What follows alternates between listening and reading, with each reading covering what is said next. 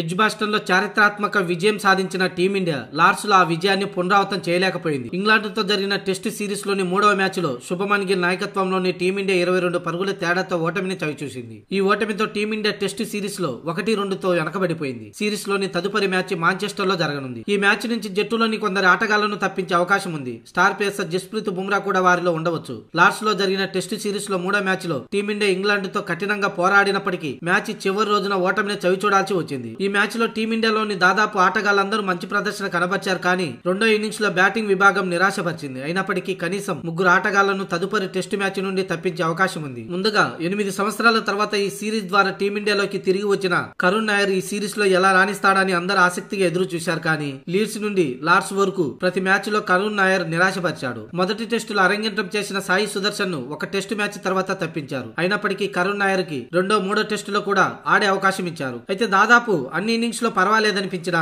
పెద్ద ఇన్నింగ్స్ లో ఆడలేకపోయాడు. ఈ సిరీస్ లో టీమిండియా టాప్ ఆర్డర్ నుండి హాఫ్ సెంచరీ సాధించని ఏకైక బ్యాట్స్మెన్ కరుణ్ నాయర్. ఆడిన 3 టెస్టుల్లో 6 ఇన్నింగ్స్ లో కేవలం 131 పరుగులు మాత్రమే చేశాడు. దీంతో తదుపరి టెస్టు నుండి కరుణ్ నాయర్ ను పక్కన పెట్టే అవకాశం ఉంది. ఇక బుమ్రా కూడా ఆడే అవకాశం లేదు. అతడు అలసిపోయిన కారణంగా అతనికి 4వ టెస్టు నుండి రెస్ట్ ఇచ్చే అవకాశం ఉంది. అందులోనూ ఈ సిరీస్ లో కేవలం 3 టెస్టులు మాత్రమే ఆడతాడని ముందుగానే ప్రకటించిన విషయం తెలిసిందే. అందుకే 4వ మ్యాచ్ ఆడకుండా చివరి మ్యాచ్ ఆడే అవకాశం ఉంది. ఇక లార్డ్స్ లో వాషింగ్టన్ సుందర్ సెలక్షన్ పై కూడా ప్రశ్నలు తలెత్తాయి. ప్రధాన స్పిన్నర్ కుల్దీప్ యాదవ్ ను తప్పించి సుందర్ ను కొనసాగించడం అభిమానుల ఆగ్రహానికి కారణమైంది. ఎందుకంటే ఎడ్జ్బాస్టన్ లో సుందర్ ప్రదర్శన అంత గొప్పగా లేదు. అయితే లార్డ్స్ లో రెండో ఇన్నింగ్స్ లో సుందర్ 4 వికెట్లు తీయడంతో పర్వాలేదనిపించాడు. అయినప్పటికీ 2 ఇన్నింగ్స్ లో బ్యాటింగ్ లో మాత్రం ప్రత్యేకంగా చెప్పుకునేదే ఏమీ లేదు. దీంతో టీమిండియా 4వ టెస్టులో కుల్దీప్ ను ఆడిస్తారా లేక వాషింగ్టన్ సుందర్ నే కంటిన్యూ చేస్తారా అనేది చూడాలి.